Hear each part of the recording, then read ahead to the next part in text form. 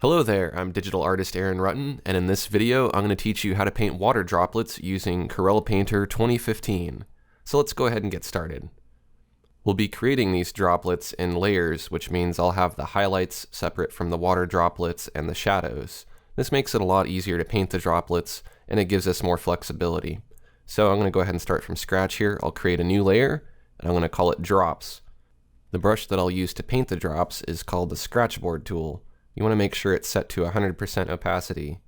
Go ahead and draw in little oval shapes. You want to vary the size and the shape of the ovals so they're not all the same. And you want to make sure that you use the correct angle when you're placing these. If the petal or the surface that you're painting on is tilted, you want to make sure that the angle of the drop is tilted as well.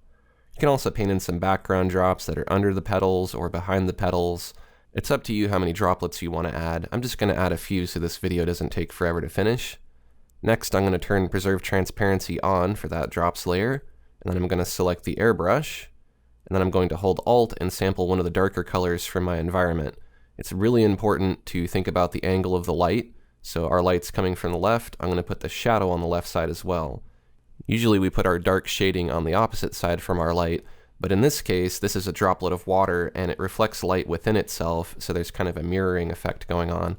It's really important to use your environment colors in your droplets because they're being reflected. You don't want to just use black or white because your droplets aren't going to look natural. So make sure that the colors you're using are present in the rest of your composition. I'm going to go ahead and turn Preserve Transparency off, and then I'm going to create a mask on that layer. Next, I'm going to select black, and then I'm going to select the airbrush. When you paint with black inside of a mask, you will be concealing or erasing that layer. So what I'm going to do is I'm going to paint in the center of each droplet, and that's going to make the center of each droplet transparent. Next, I'm going to dim the opacity of that layer to make the droplets transparent overall, and then I'm going to create a new layer, and I'm going to call it Highlights. Next, I'm going to select white, and then I'm going to select the Scratchboard tool and paint in some very, very sharp, bright highlights facing the light source. So that would be on the left side in this case. We want our highlights to be pointed towards our light. And after you've added highlights to each of your drops, we'll go ahead and zoom out using the magnifier tool while holding Alt to evaluate our composition. It's always good to zoom out because it's easy to look at things too closely when you're painting digitally and you can zoom in. So I'm going to return to the drops layer, and I'm going to choose Select Layer Content. Then I'm going to create a new layer and move it below the drops, and I'm going to name it Shadows. Now when I paint, my paint will stay within that selection.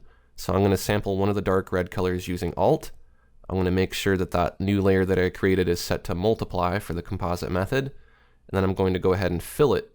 Once it's filled, I'm going to go ahead and do Select None, or you could use Control D on your keyboard. Then I'm going to choose the Move tool, and I'm going to use the arrow keys on my keyboard to just slightly nudge this away from my light source so that my shadows are pointing away. Next, I'm going to do Select Layer Content again to get another selection from the drops, return to the shadow layer, and then hit delete. That will trim off all of that area within the drops. I'll choose Select None again, and then dim the opacity of that shadows layer, and I'll blur it as much as I want using the diffuse blur, or you could use the blur blender as well. Next, I'm going to add a mask to the shadows, and I'm going to paint with a black airbrush to just trim off any of those shadows that are kind of floating in midair. Next, I'm going to select a larger brush, and I'm going to paint lightly over the light side of the flower to just lighten some of those shadows. The shadows that are nearer to the light should be lighter than the shadows that are further away from it. I'm going to return to the drops layer, select layer content, hide the selection, and then I'm going to go ahead and return to the highlights layer, and I'm going to paint in some more reflections. My background color is white, so I'm going to add that to the drops, but if your background color is a different color, you would want to add that. Sample some other environment colors, like I can add in this green from the stem. That's something that might be reflected in the drop. Next, I'll add a white glow to all of the highlights using the airbrush. This just helps the light look like it's bouncing off of the drops. Then I'll zoom out again using the magnifier to evaluate how this is looking. I'm going to go ahead and right-click on each of these layer masks to go ahead and apply each layer mask. That'll permanently apply the masking effect. Next, I'll hold Shift and select all three of the drop layers, and I'm going to group them together with Control G and call the group Drops. Now if you select the black arrow move tool, you can go ahead and move the drops around if you want, or if you hold Alt and drag, you can duplicate the drops to create a whole set of drops there. You can go ahead and merge that group with Control E if you're done with each of those layers being separate. and then you can duplicate that layer. I'm going to hide the first layer and choose Select None to make sure there's no selection active.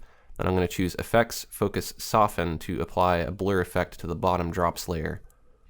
I'm going to make the top layer visible again, and I'm going to add a mask to the top layer. I'm going to fill that mask with black. I'm going to select white in the airbrush and paint inside of that mask, and that's going to restore focus to those drops. You may not need to do this for your painting, but since my flower is a little out of focus, I have to make the drops out of focus too. I'm going to go ahead and just merge those drops layers. Then I'm going to reduce the opacity and add some more highlights. I'll go ahead and merge those drops one last time, and then I'm going to use the Distorto brush to go ahead and reshape them. You can kind of push and pull them around. You can also use the pinch and the bulge brushes if you want to make the drops larger or smaller. So there you go. That's how you can paint water drops using Corel Painter 2015 or just about any other digital painting software.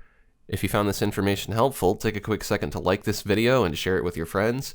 And don't forget to click the subscribe button to get updates when I release new videos. Thanks for watching, and I'll see you next time.